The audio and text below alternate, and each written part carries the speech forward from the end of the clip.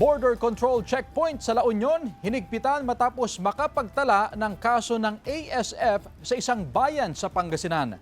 Narito ang report.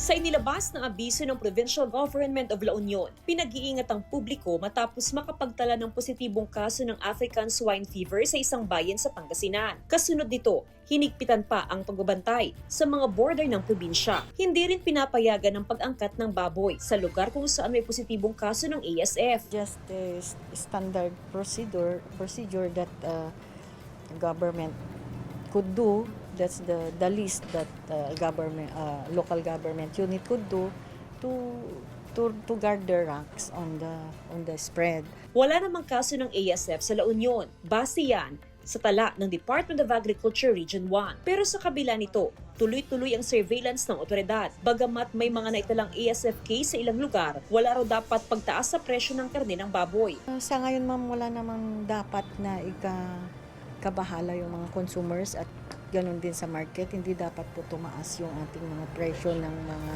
manok at baboy.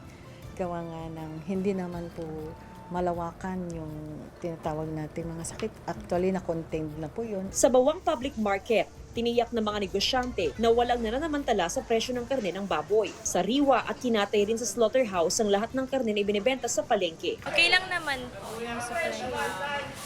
Bumaba po. Kasi noon ma'am, mga 340 po.